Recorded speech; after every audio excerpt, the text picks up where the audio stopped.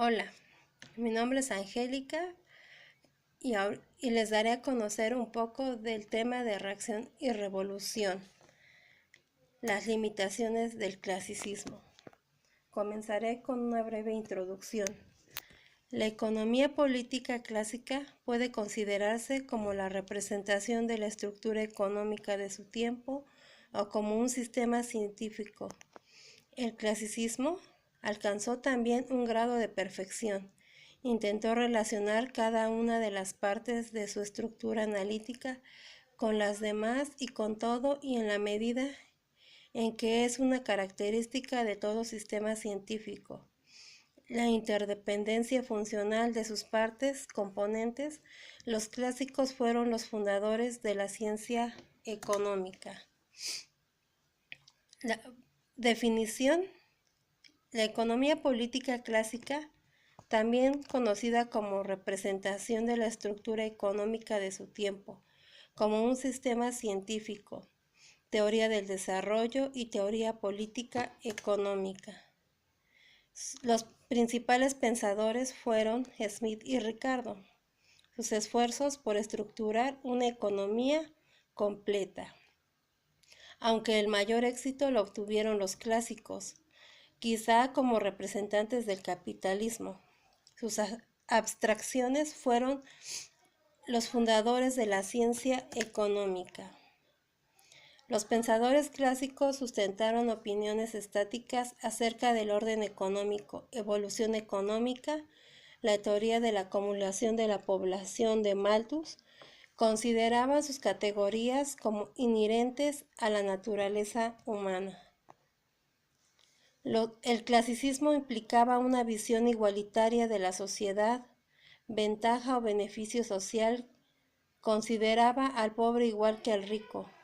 Bentham considera una igualitaria sobre los ingresos. Las críticas a la escuela clásica pueden dividirse, grosso modo, en técnicas y políticas. Las primeras se proponen eliminar las consecuencias lógicas y las imperfecciones analíticas. Las últimas atacan las implicaciones políticas de análisis económico clásico. Crítica de Malthus a la acumulación. Primer ataque contra el clasicismo.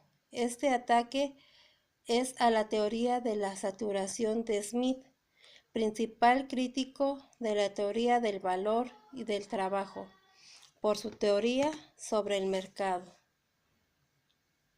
que desarrolló en su Tratado Económico-Político, publicado en 1808. La teoría implica una demanda de un producto que se cambia por otro, que toda mercancía puesta en el mercado crea su propia demanda y que toda demanda ejercida en el mercado crea su propia oferta.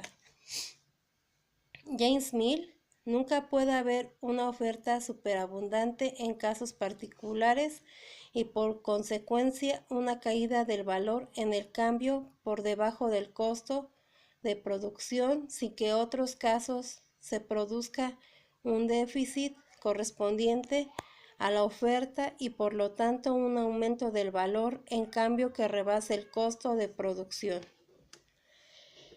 Ricardo, adoptando el razonamiento de Say, afirma que nadie produce sino con la intención de comprar la mercancía. Ricardo y James Mill deseaban más que Smith, evidenciar que la acumulación continua del capital era beneficiosa. Un procedimiento de Ricardo consistía en hacer ver el alza de los salarios depende del aumento del capital. La acumulación del capital nunca puede ser perjudicial. Ricardo distingue entre trabajo productivo y trabajo improductivo. El primero produce un excedente sobre los salarios que se le pagan al segundo. Simondi formuló diciendo que el trabajo productivo se cambia por capital y el trabajo improductivo por ingresos. El primero Implica gastar para producir, poner en movimiento trabajo productivo pagando salarios, y el improductivo consiste en emplear trabajo improductivo para comprar artículos de lujo. La finalidad del ataque de Malthus contra la teoría ricardiana era defender al consumidor improductivo. Aspiraba a una especie de equilibrio entre los elementos aristocráticos y de la primitiva burguesía industrial. Sus principios de economía política en 1820 subraya la diferencia que hay entre el material de la ciencia económica y de las ciencias exactas, y advierte a sus lectores de las proposiciones de la economía política. No pueden tener el mismo carácter, que se refieren a la cifra y número. La obra de Malthus, en ella se entremezclan muchas teorías del valor. En uno de sus primeros escritos, de 1814, censuró a Smith por considerar la cantidad de trabajo que un bien podía requerir como la medida de su valor, pero él mismo usó después la definición del valor de Smith, según la cual el valor es la capacidad de disponer de otros bienes, incluso del trabajo. En conclusión, podemos entender a Ricardo sin estudiar a Malthus, ya que compartieron los mismos principios económicos, pero no estuvieron de acuerdo en casi ninguna conclusión política económica, ya que uno fue académico y el otro financiero, uno más empirista y el otro más teórico. Hola, mi nombre es Angélica y les daré a conocer un poco del tema de reacción y revolución, las limitaciones del clasicismo. Comenzaré con una breve introducción. La economía política clásica puede considerarse como la representación de la estructura económica de su tiempo o como un sistema científico. El clasicismo alcanzó también un grado de perfección.